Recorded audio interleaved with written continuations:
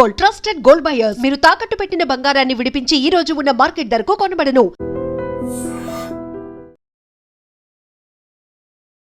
నమస్కారం, welcome to iDream media. నేను మీ సంగీత. లైంగిక వేధింపులను ఇక భరించాల్సిన అవసరం లేదు. ఎవ్వరు ఆ వేధింపులకు గురైనా సరే ఖచ్చితంగా మేము కఠిన చర్యలు తీసుకుంటాము అని చెప్పేసి సిపి సజ్జనర్ గారు ఒక స్టేట్మెంట్ను రిలీజ్ చేయడం జరిగింది.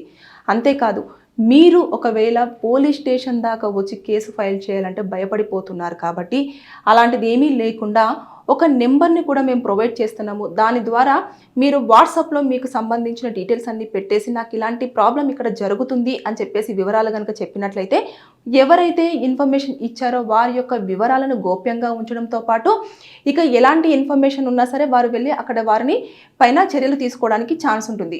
అది వాట్సాప్ నెంబరు. ఆ వాట్సాప్ నెంబర్ వచ్చేసి 9490616555 నెంబర్కి మీరు ఖచ్చితంగా వాట్సాప్ చేయొచ్చు. ఇకపోతే కాల్ చేసి మాట్లాడే అనుకుంటే ఖచ్చితంగా డైల్ 100కి కాల్ చేసి ఈ పలానా ప్లేస్లో నాకు ఇలాంటి ఇబ్బంది జరుగుతుంది అని చెప్పేసి మీరు ఇన్ఫర్మేషన్ ఇస్తూనే పోలీసులకు ఒక ఇన్ఫర్మేషన్ ఖచ్చితంగా చెప్పాలి.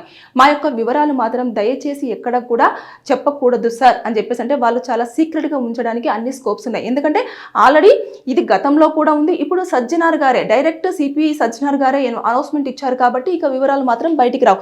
ఇవి ఎక్కడ వేధింపులు ఎక్కువగా చోటు చేసుకుంటున్నాయి అంటే వర్క్ ప్లేసెస్లో కానివ్వండి, కాలేజెస్లో కానివ్వండి, రోడ్డు మీద వెళ్తున్నప్పుడు కానివ్వండి. ఇలాంటి సందర్భాలలో ఎవరికి చెప్పాలి, ఎక్కడ చెప్పాలి, ఎలా చెప్పాలి, పోలీస్ స్టేషన్కి వెళ్తే మళ్ళీ ఎలా అనుకుంటారు ఏంటి, మళ్ళీ పోలీస్ స్టేషన్ దాకా వెళ్తే అక్కడ సిచ్యువేషన్స్ ఎలా ఉంటాయో అని చెప్పేసి భయపడి చాలామంది కూడా దాన్ని అనుభవిస్తూ ఉన్నారు. అంటే తట్టుకొని సర్లే పోతే పోనీ ఏదో అయిపోయింది కదా అని చెప్పేసి చాలా వరకు అలా దాటేస్తూ ఉన్నారు. అలా కాకుండా మేము ఎప్పుడూ కూడా పోలీసు వారేమో మీకు అండగా ఉన్నాము అని చెప్పేసి వారు ఒక భరోసాను ఇవ్వడం కోసం డైరెక్ట్గా ఆల్రెడీ గతంలో కూడా అనౌన్స్ చేశారు. ఇప్పుడు కూడా మళ్ళీ ఇలాంటి ఇబ్బందులు పడుతున్నారు కాబట్టి అటు మానసికంగా కానివ్వండి, ఎవరైనా ఇప్పుడు అరెస్ట్ చేస్తూ ఉంటారు. ఎలా అంటే రోడ్డు మీద వెళ్తున్నప్పుడు అరే అని చెప్పేసి ఒక టైంకి పర్టికులర్గా ఫిక్స్ చేసేసుకొని వెళ్తున్న సమయంలో ఇది ఎవరికైనా సరే, అబ్బాయిలు కానివ్వండి, అమ్మాయిలు కానివ్వండి, ఎవరు లైంగికంగా ఇబ్బందులకు గురవుతున్నారో వారిపైన ఖచ్చితంగా చర్యలు తీసుకుంటామని చెప్పేసి ఆల్రెడీ మెన్షన్ చేశారు. ఇందులో అమ్మాయిలకే వర్తిస్తుంది, అబ్బాయిలకు వర్తించదు అనేది ఏమీ లేదు. ఎందుకంటే అబ్బాయిలు కూడా కొన్ని ప్లేసులలో లైంగికంగా చాలా ఇబ్బందులను ఎదుర్కొంటున్నారు. ఎందుకంటే ఇప్పుడు ఆఫీసులలో ఎలా ఉంటుందంటే లేడీ బాస్ ఉంటే ఎవరైతే జెంట్ ఉంటారో వాళ్ళకు కూడా చాలా ఇబ్బందులు ఉంటాయి. ఇది ఎవరికి తెలియని విషయం. మా దగ్గర కేసులు వస్తాయి కాబట్టి మాకు ఇన్ఫర్మేషన్ తెలుస్తూ ఉంటుంది. అంతే తప్పించి చాలామంది అబ్బాయిలు అమ్మాయిలు ఈక్వల్గా ఇలాంటి ప్రాబ్లమ్స్ని ఫేస్ చేస్తూ ఉంటారు. కానీ అబ్బాయి చెప్పుకోలేడు అన్నట్టు, అరే నన్ను ఇలా చేస్తున్నారు అంటే వాళ్ళు ఎలా అర్థం చేసుకుంటారో, నీకు చేత కాదని చెప్పేసి అనుకుంటారో. ఇలాంటివన్నీ ఉండి చాలా మానసికంగా డిస్టర్బ్ అయిపోయి ఉద్యోగాలు మారుతూ వాళ్ళు చాలా ఆర్థికంగా చాలా ఇబ్బందులను ఎదుర్కొంటూ ఉంటారు.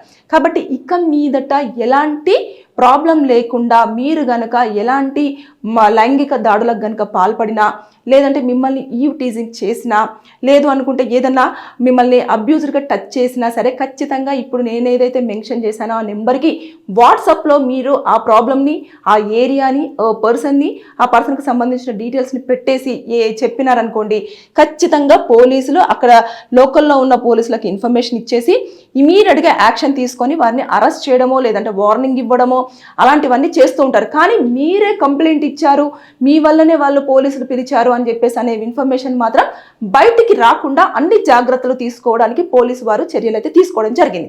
ఇది ఎట్టి పరిస్థితుల్లో ప్రతి ఒక్కరు కూడా, అమ్మాయిలు మీరైతే కంపల్సరీగా మీ ఫోన్ నెంబర్స్లలో పెట్టుకోండి, కాంటాక్ట్ లిస్ట్లో యాడ్ చేసుకోండి. ఎందుకంటే ఈ మధ్య కాలంలో ర్యాపిడో డ్రైవర్స్ నుంచి కూడా చాలా ఇబ్బందులు ఫేస్ చేస్తున్నారు. ఒంటరిగా వెళ్తున్నప్పుడు ఇబ్బంది చేస్తున్నారు, నైట్ షిఫ్ట్స్ నుంచి వస్తున్నప్పుడు కూడా చాలా వరకు ఇబ్బందులు ఫేస్ చేస్తున్నారు. కాబట్టి ఇది యూజ్ అయ్యే ఛాన్సెస్ ఉన్నాయి. అప్పుడు ఆ సమయంలో మీరు ఏమనకుండా ఈ నెంబర్ కనుక క్లియర్గా ఏదైనా జరుగుతున్నా సరే ఆడియో పంపించినా, మీరు రికార్డ్ చేసుకొని, అంటే మీరు వాడు మాట్లాడుతున్నప్పుడు ఆ ఆడియోను నొక్కేసి పంపించినా సరే వాళ్ళు దాన్ని నోట్ చేసుకుంటారు. నోట్ చేసుకొని ఇమీడియట్గా వారు మీరు ఏ లొకేషన్ నుంచి పంపించారో, మీరు లొకేషన్ పంపించకపోయినా సరే మీ నెంబర్ను పట్టేసుకొని ఆ లొకేషన్ ఎక్కడి నుంచి వచ్చింది అనేది కూడా వారు ట్రేస్ చేసుకునే అవకాశాలు కూడా ఉంటాయి. కాబట్టి ఇక మీదట దయచేసి పోలీస్ కమిషనర్ వాళ్ళే రంగంలోకి దిగారు. ఎవరినైనా లైంగికంగా వేధించాలి అన్న ఆలోచన మీ మైండ్లో ఉంటే మాత్రం అప్రమత్తంగా ఉండండి, జాగ్రత్తగా ఉండండి. ఎవరు ఎక్కడి నుంచి కంప్లైంట్ ఇస్తారో, మీ పైన ఎలాంటి చర్యలు తీసుకుంటారో అనేది కూడా తెలియకుండానే జరిగిపోయే అవకాశాలు ఉన్నాయి. కాబట్టి అలర్ట్గా ఉండండి. Thank you. నిజంగా ప్రస్తుతం ఉన్నటువంటి సమాజం దేనికి ప్రయారిటీ ఇస్తుంది? ఆర్థిక సంబంధాల చుట్టూ మాత్రమే తిరుగుతోంది. మళ్ళీ ఎన్నికలంగానే చాలా విరక్తి కలుగుతాను. మంచి అనిపిస్తుంది కదా, లేడీస్ కూడా ఛాలెంజింగ్ జాబ్స్ చేసినప్పుడు చాలా బాగుంటది. ట్రాఫిక్ అసిస్టెంట్స్ గా నియమించిన ట్రాన్స్జెండర్స్ అందరితో సాల్యూట్ చేయించుకుంటున్నారు. ఫుడ్ డెలివరీ ఇవ్వటానికి వెళ్ళినటువంటి డెలివరీ బాయ్ అనిల్ పై కళ్ళ ముందు